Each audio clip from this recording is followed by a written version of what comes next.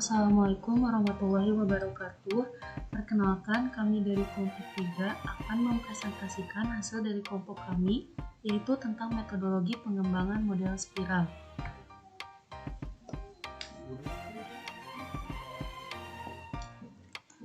Yang terdiri dari anggotanya yaitu Ferdi Hendrawan, Nida Hanifah, dan Soraya Berlianor. Adapun materi yang akan kami sampaikan yaitu pertama pengertian, kedua gambar siklus, ketiga tahapan siklus, dan keempat kelebihan dan kekurangan. Pertama yaitu pengertian.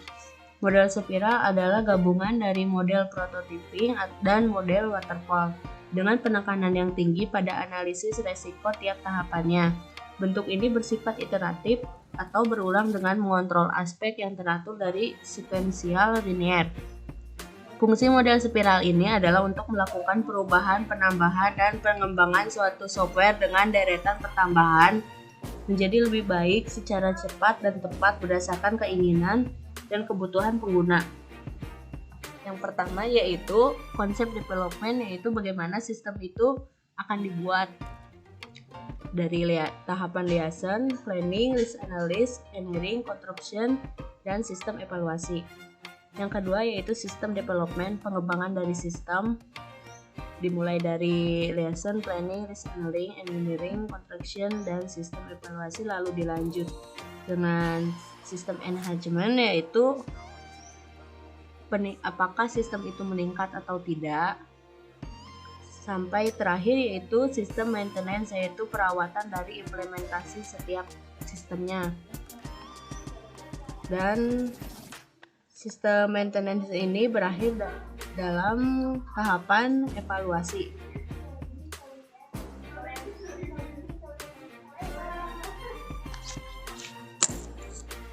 Tahap siklus. Yang pertama yaitu tahap liaison. Tahap ini berhubungan dengan komunikasi antara orang yang akan mengembangkan software atau sistem analis dengan pelanggan.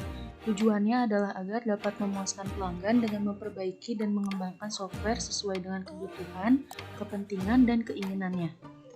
Yang kedua, tahap planning.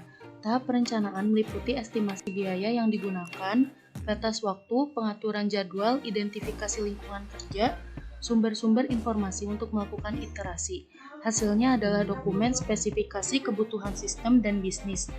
Yang ketiga, tahap analisis risiko.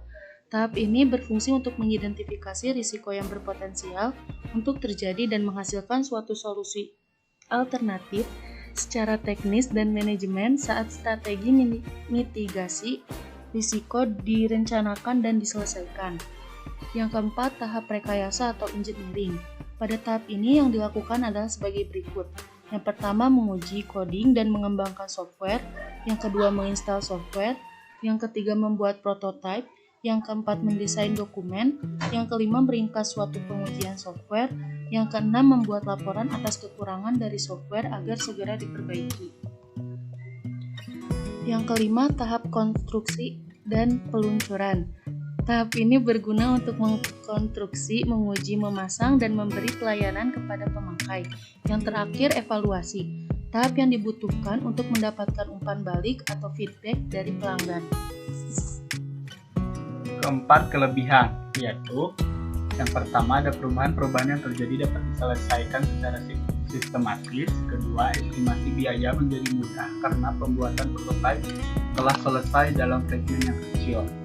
4. Manajemen dan analisis risiko yang lebih baik. 5. Pembangunan yang cepat dan mudah secara sistematis. 6. Manajemen waktu yang lebih baik. 7. Mudah dalam melakukan perubahan kebutuhan dan dokumentasi jika perubahan terjadi di tengah-tengah perusahaan. 8. Produksi software terjadi lebih cepat. Kelima, ada kekurangan. Yang pertama, tidak cocok ketika digunakan dalam proyek-proyek kecil. Kedua, tidak terlalu berguna dalam proyek-proyek kecil. Ketiga, sulit dalam mengikuti strategi proyek kecil. Keempat, kurang efisien dalam penerapan model spiral karena waktu yang digunakan. Kelima, membutuhkan sumber pengalaman sebagai proses sehingga sangat kompleks.